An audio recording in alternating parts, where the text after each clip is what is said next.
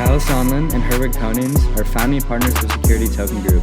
All opinions expressed by them or guests on this podcast are solely their opinions and do not represent the views of Security Token Group or its subsidiaries. You should not take any opinion expressed on the show as a specific inducement to make a particular investment or follow any investment strategy. This podcast is for informational purposes only.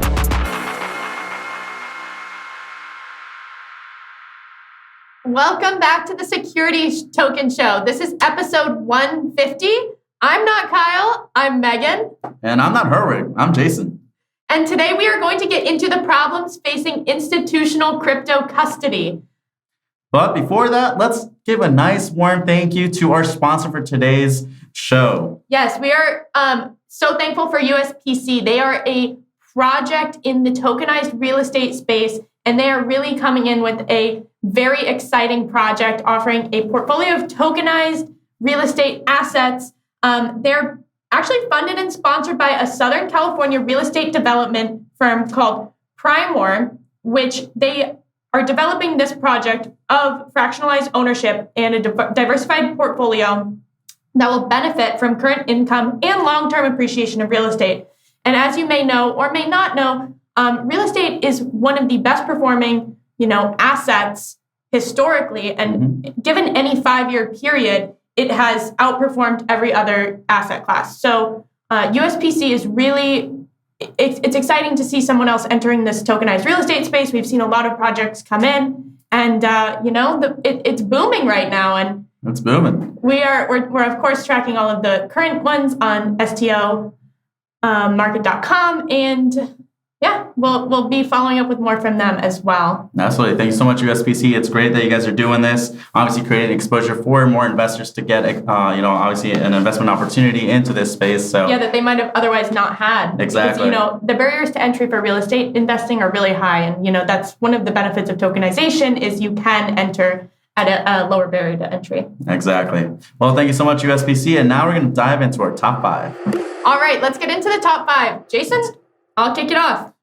Go for it. The SEC, so my first article is the SEC has listed 9 crypto tokens as securities following the Coinbase insider trading charges.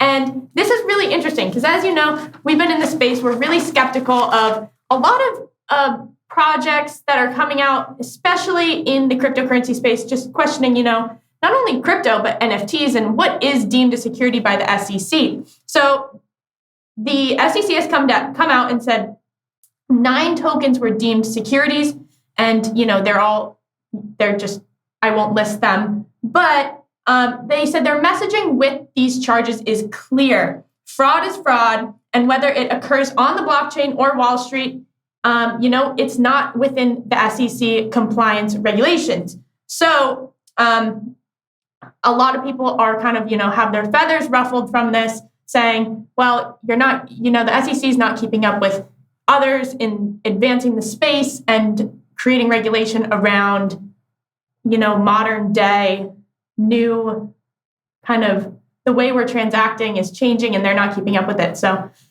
there's a lot to be said about people pointing fingers and saying, what's going on? We don't even have answers that we want. So we'll have to see what comes out of it. We're tracking it very closely, obviously, because we are in the securities space. Absolutely. And we are really excited to see how everything will obviously how Coinbase will obviously respond to this. I know that they've done a couple tweets that if you want to go ahead and take a look on their response to these allegations and whatnot. But obviously, securities laws at the end of the day have been around for decades. It's nothing new. I mean, granted, there have been a couple changes over the years. But if you're going to be doing an initial coin offering, which it seems that some of these did, obviously, you want to be careful as to how you do it. You might want to consider tokenizing it instead, doing a security token offering where you are obviously taking care of these different steps to do it compliantly, and so the SEC doesn't come knocking on your door. Right. So we'll have to see what they end up describing as digital asset securities. Right. And so Coinbase is under fire, and they're firing back. Sure. All right. Well, let's move into number 2. Number 2 today or this week is BNY Mellon and Goldman Sachs. They are they have settled their first HQLAX agency securities lending transactions. Now, what does this mean? Well, it's essentially a combined series of a 35-day term transaction with a total size in the hundreds of millions of dollars. And so what this company, this fintech company called HQLAX, is what they did is created what they call an ISIN level securities tracker called the Digital Collateral Records, or DCRs, excuse me. So what an ISIN level securities tracker essentially is kind of like with the equivalent for a security that we would have as a social security number. Essentially, it's an ID number that identifies a security internationally so anyone can track, or any bank can track, what's going on with that specific security. So now they're trying to put it onto the blockchain as a test between BNY Mellon and Goldman Sachs. And essentially, it's for the loan securities. Any loan securities that BNY Mellon receives, Goldman Sachs will receive an identical copy on their on those specific trades. And specifically, they actually represent the quantities in custody, which we will be talking about custody a little later. Now, this is great. Why? Because when you transfer these securities across the blockchain, now you're taking care of some intermediaries that you no longer need, and that you really would in a traditional type settlement. So this is great for the space. I see, we obviously have traditional banks and incumbents exploring the tokenizing and really just blockchain integration in general for their securities trades. So we're excited to see what else HQLAX does with maybe other firms. But congratulations to BNY Mellon and Goldman Sachs for making the top 5 this week, especially with this novel DCR transaction. It's awesome. Innovation that excites. Innovation that excites. As I like to say. Mm-hmm. So I guess we'll head over to number 3. So the SEC is proposing changes to the definitions of dealer and government securities dealer. There's a little bit of a kind of a gray area here, especially regarding the standards of those buying and selling on their own account. So they're trying to, in general, clarify how market participants are engaging and buying and selling securities. So it's shedding a little light on the space where people have questions saying, we're seeing advancements being made and there's not a lot of updated sort of regulation and rules. So we're excited to see that. And it would affect 5 primary groups, and that is proprietary trading firms, hedge funds, investment platforms providing secondary liquidity to investors, digital asset market makers, underlying asset digitization and fractionalization programs. And we'll have to see how this plays out. But between the 5 groups and defining the kind of gray lines between who's a dealer and who's a government securities dealer is interesting to see, I guess, for the future of buying and selling securities, especially if we start seeing more things being deemed securities. We're gonna have to advance that space. Absolutely, that makes total sense to be able to keep up with this. I mean, obviously, we appreciate any more clarity the SEC provides, and obviously changing these laws as we start adopting different technologies. And of course, you can bet that STM and our sister company STA will be keeping track and keeping up to date with these different changes, so we can advise our clients appropriately on how they should move forward or remediate in case you have a crypto asset that is now deemed a security. How do we fix that? Right. Well, we'll be keeping close to that on our article. It's a hot space right now. So absolutely. Well, moving on to number 4, we have Brazil. Brazil's Itaú Unibanco launches the digital assets platform. It's called Itaú Digital Assets. And so they not only did that, but they also purchased a portion of Avenue Securities. So their goal with Itaú Digital Assets is to tokenize, issue, and trade securities, and also provide custodial services using their private blockchain called Hyperledger. And they've also acquired a significant stake in Avenue Securities, which essentially is in charge of giving North American securities access to Brazilian investors. It starts out with 35% purchase, with another 2 years from now being able to buy another 15.1%, putting them at a majority hold. This gives them control over the brokerage, which is obviously very important to Itaú, as they have now a digital assets platform, now a brokerage connected to that. That's, I think, humongous, especially now that they're trying to tokenize these assets for Brazilian investors. And not to mention, they also have the option to purchase more, even the whole rest of the 100% of Avenue Securities in the future. So we'll have to see what that looks like. But very excited to see more going on in the security space, especially with tokenizing around the world, not just in the US, but elsewhere. Globally. the global market. That's awesome. Okay, I'll wrap this up with number 5. Meta Hollywood has tapped Soma Finance to tokenize the film industry. And I'm not sure, you probably have heard previously, we've covered a little bit about Soma Finance. They're a decentralized exchange for trading securities and compliant tokenized securities. So they are kind of tapping into a totally new industry, which is the film industry, showing just how versatile security tokens are, and they can really apply to whatever business model you may have. But Soma Finance and Meta Hollywood are going to, quote, tokenize the film industry, kind of changing the way that people are doing business and funding projects and involving, fans and getting others just excited about being more engaged in the process of not only filmmaking from a financial standpoint, but the tokenization and development of a virtual community just beyond, watching your favorite films and things like that. You can now potentially benefit off the profits that are created from these films and participate closely as well for movie lovers, studios, creators, all of the people. And it's really exciting to see the movie industry step into the blockchain space. Not only that, but the tokenization space. Absolutely. So, yes, Soma Finance is leading this. And so Great. Obviously check that out for more information. That might be kind of a nice way for somebody who's not super well-versed in the finance side of things, but might be more interested in the movie side of things, fun, that kind of that space. So great. I think it's great exposure, great use case for tokenization as always. Yes. Obviously, as Luki said, you can tokenize pretty much anything. So this is freaking awesome. I like it. Literally. All right. Well, now I guess we'll be moving into the industry news. Hey, what's up, guys? Happy Monday. It's Anna with your industry news. One hot topic we have today is how Devin Finzer, the founder and CEO of OpenSea, has let go of approximately 50 employees. In a tweet, Finzer said the ongoing crypto winter is to blame. He said the broad macroeconomic instability also played a part in it, and the company needs to be prepared for a prolonged downturn. The decision they made to reduce the size of their team by 20% puts them in a position with a strong balance sheet to weather the phenomenon. The company has up to 5 years of runway as of now under different crypto circumstances. It is also providing its employee healthcare coverage up into 2023, and employees are being given an accelerated equity vesting. They are also being helped with new job placements. Next up, we have CorenSys. They made headlines this week after it decided to enable security audits for the highest bidder. The upcoming launch of their Turn token will create a new open market for buyers and sellers of security auditing.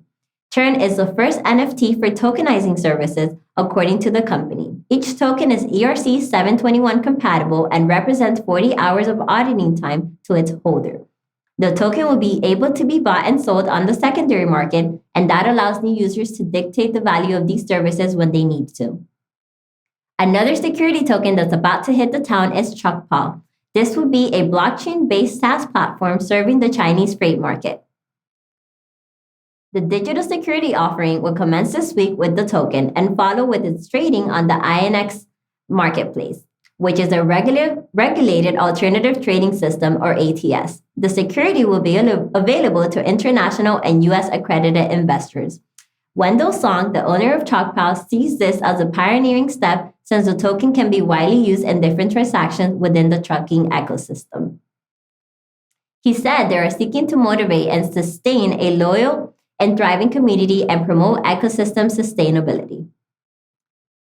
For our last industry update, we have Bittrex Global adding new tokens to their system. The Tezos Bitcoin was listed this week and is currently available for trading. Tezos Bitcoin can be used in smart contracts and is part of the liquidity baking CPMN.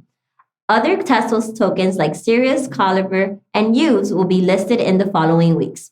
Oliver Link, the CEO of Bittrex Global, said these token listings give Bittrex, the global community, the opportunity to take advantage of Tezos' low gas fees.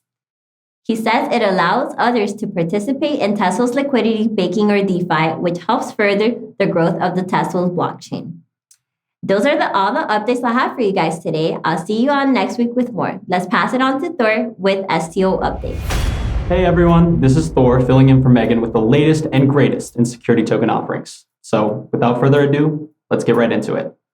Starting us off is Unitec International announcing its launch of Blockchain Property Enterprises, their new tokenization of luxury real estate properties, services, and amenities. Interested customers will be able to either rent or buy these real estate tokens, securing partial ownership as well as the rights to exclusive rates, services, amenities, and perks, all via Web3.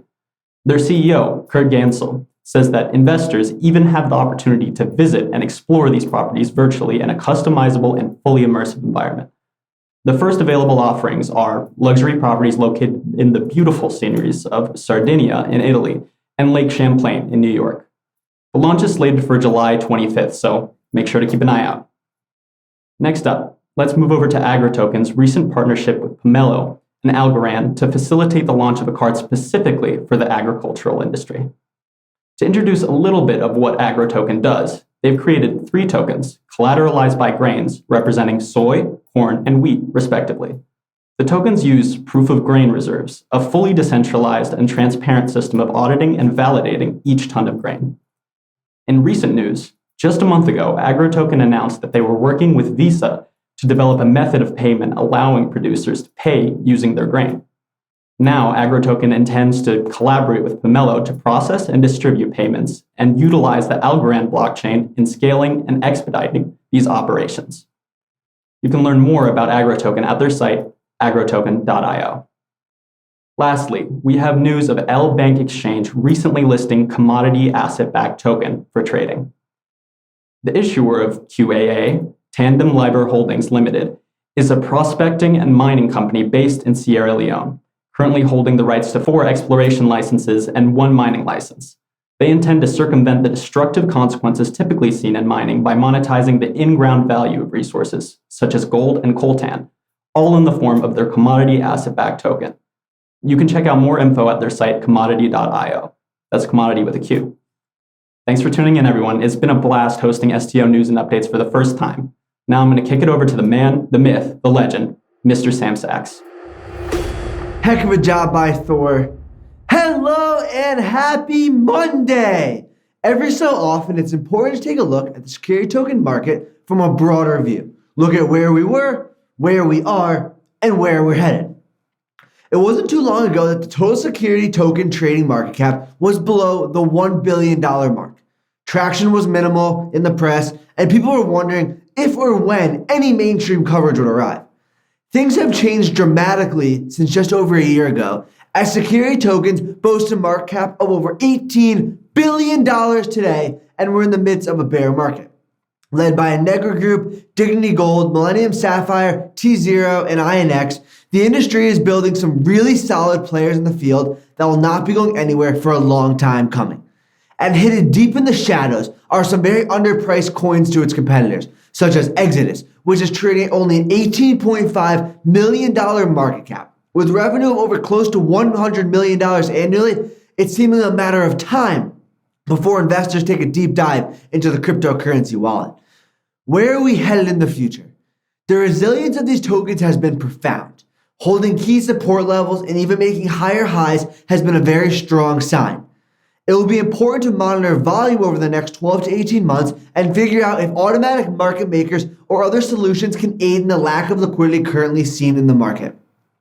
These are things that get worked out in time, and we're optimistic. Without a doubt, security tokens have proven that they are here to stay. That's all for now, but have an amazing rest of your week, and I'll see you next Monday. Wakey wakey, welcome to Inside the Metaverse with your host, Eve Van Gogh. CBS's Ghost is entering the Metaverse. The hit CBS comedy has launched an immersive experience in Decentraland, allowing fans to experience the show and its haunted mansion in a unique way. The Ghost experience will be accessible on the site ghostmetaverse.com through September. Next, Steve Aoki to enter the sandbox as a playable avatar. The sandbox has published a blog post to break the news that Steve Aoki is to enter the sandbox in 333,000 digital avatars. Each avatar will be playable in the metaverse, with its holders getting access to a unique set of functionalities and the opportunity to earn sand by playing the game. Moving forward, Ex-MLB shortstop Mika Johnson, now a computer artist, created a picture of a virtual doorway with his character Aku, whom Johnson deems is the world's first digital explorer. Now on the cover of Time magazine, highlighting the hashtag Metaverse. Johnson became the first NFT artist to obtain a big TV and film development agreement as a result of the success of his digital character, which produced more than $20 million in sales last year alone. Next, a UAE hospital is going to take its operations to the Metaverse.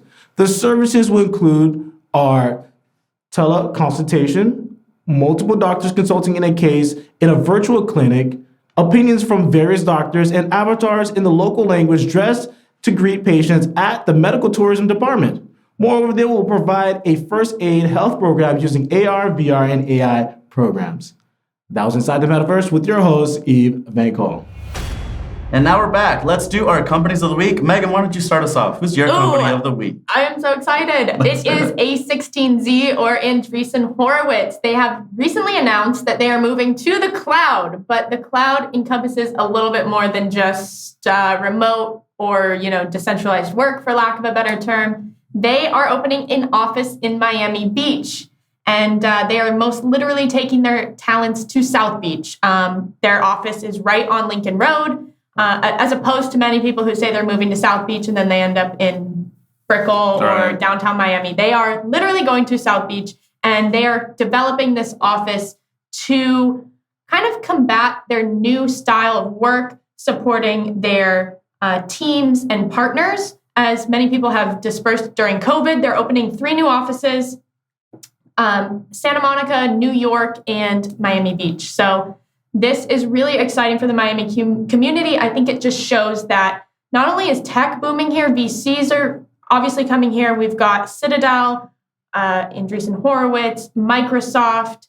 The list is extensive. Keeps on going, yeah. They're bringing physical offices back. They're bringing virtual work as well. So I don't think Miami's slowing down at all. Not at all. No, we're excited for that. I'm definitely going to go to the beach a lot more often now that they're there. I know it's going to be amazing. So, we'll have to see the new wave of talent that comes through. I'm sure it'll be incredible. Obviously, we're here to network. Keep an eye out for our upcoming Miami Tech events that we'll be developing, and we're excited to have some new faces around. Fantastic. That's a great company of the week. I completely agree. Yeah. Awesome. Well, my company of the week this week, this episode 150 here is BNY Mellon. You might recognize them from our earlier segment. We did cover them in the top 5, but I just want to reiterate that, I'm very excited to see when traditional, banking and finance comes into the blockchain space. And so I give it to BNY Mellon because they started integrating the HQLAX with Goldman Sachs, specifically with their lending securities and whatnot. So that's fantastic because now with their DCRs, which essentially is the social security number for a security, they're able to do it on the blockchain, get rid of intermediaries, make it a little faster, cheaper, and whatnot. And obviously, with Goldman Sachs also being a big name in the space, this partnership, I think, is fantastic. And hopefully it'll drive more innovation within the other banks for collaboration, whether it's with HQLA or others. As we've seen in the past, such as Bank of America with Paxos, JP Morgan has JPM Coin, and now we have BNY Mellon and Goldman Sachs experimenting as well. So we're excited for that. Congratulations, BNY Mellon, for being my company of the week. Keep on going. Amazing. Great. Yeah, no, I think they're doing some really innovative things in the space, so that's fantastic. Should we get into the main topic? I think we should. Let's do it. So to recap, we are going to be discussing problems facing institutional crypto custody, and this is a hot topic right now. So we just kind of want to cover the general overview. So just to kick us off, so what is a custodian? A custodian is a specialized financial institution that holds customer security for safekeeping and, just to kind of remove risk with holding securities and, misuse, theft, and loss is really remediated when, you have these special institutions. So, and they have 3 primary responsibilities. Like I said, safekeeping, trade processing, and asset servicing. These are 3 things that they essentially need to do and maintain to transact in the security space. And it's kind of why customers go to them to say, hey, can you do this within regulation safely? And I mean, if somebody's giving you their money and they want securities to be held, you know, you need to follow the proper regulations. We're seeing a lot of people are not. That's where Jason's going to kind of show a little bit about that. So sure thing. Yeah, no, custodians are very important, obviously, you know, especially when you have funds, managers managing other people's money. You obviously have to it's a fiduciary duty, really. It's really being able to maintain that safety for those securities and assets for that client. But moving into specifically crypto, so who can custody crypto? You know, obviously it's a little different because of SEC regulation and whatnot. So this is where we start defining between custodians that are regular, and then you have your qualified custodians. You know, when you typically invest into Bitcoin or Ethereum through, let's say Robinhood or Coinbase, maybe their brokerage takes care of the custodying for you, or you can self-custody and hold it in your own wallet. That's awesome. But when you're doing with institutional crypto custody, it's a little different, right? These are larger sums of money, which means bigger risk. Obviously, you have different people's money all combined into one, or these different crypto assets. So this is where we start going to qualified custodians. And so let's start with different sections. Let's start with banks. The big names, JP Morgan, Bank of America, US Bank, Wells Fargo. These are the big banks that are obviously at the top of the level, FDIC insured. And so obviously they're able to custody pretty much anything. In this case, they were approved to custody any crypto assets really starting last year. So we've been seeing that happening more and more.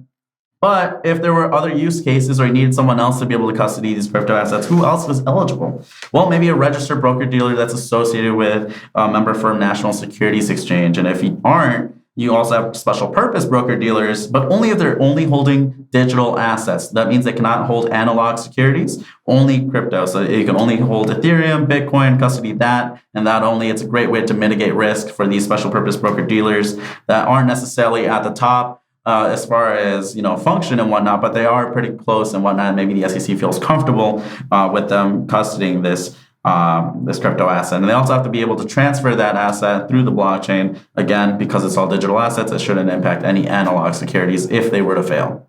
Now, moving on, maybe you want to talk, Megan, a little bit more about special purpose depository institutions. Yeah, so these are more unique, and they're fewer far between. But they essentially are not FDIC insured.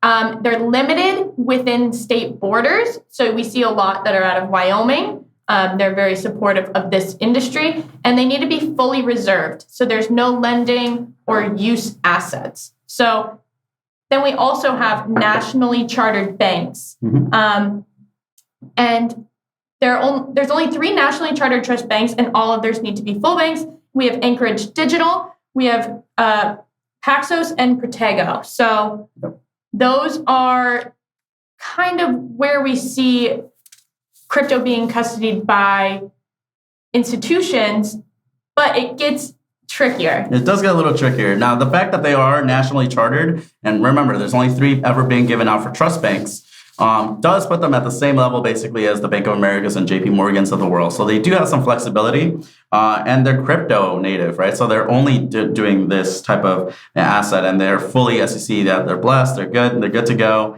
So these may or may not affect them as much as it does for others that we mentioned before. But especially with Anchorage, we've seen their partnership with Oasis Pro Markets, who's a very well-known player in the tokenization space. So we're excited to see where that leads. But moving on to what you said about... Why are we bringing this up right now? Yeah, exactly.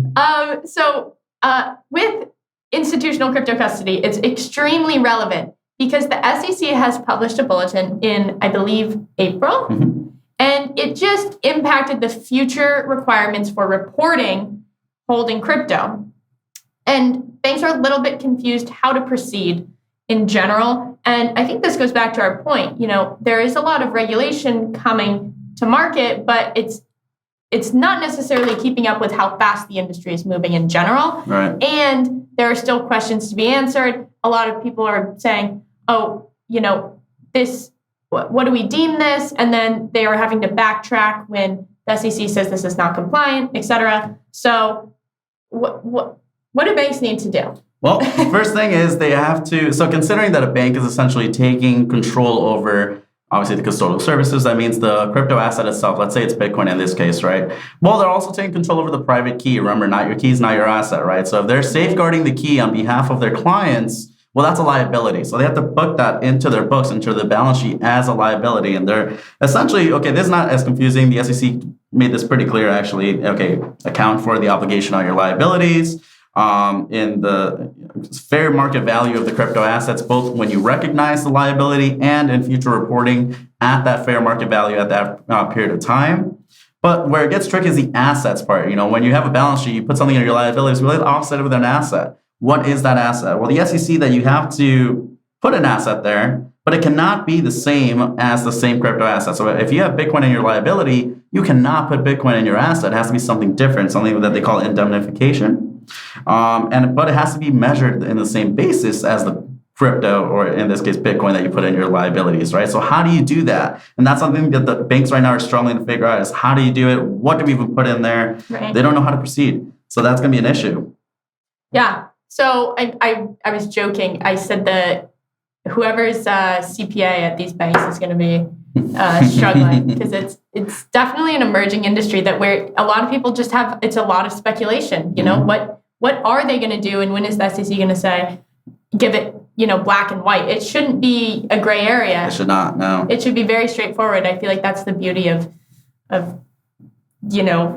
reporting these things. But absolutely, and I think the other part of that bill or bulletin that was posted was that also affects these banks is that it's applicable not just to the custodial bank, but also any entities acting on behalf of them. We've seen like US Bank, for example, uses NYDIG. We all know this as a sub-custodian for the digital assets, right? So while US Bank takes care of traditional securities and custody services, NYDIG is their partner in doing the Bitcoin, the Ethereum, and so forth. But again, because this bill applies to NYDIG as well, again, no workaround. So how do we take care of this? There's no...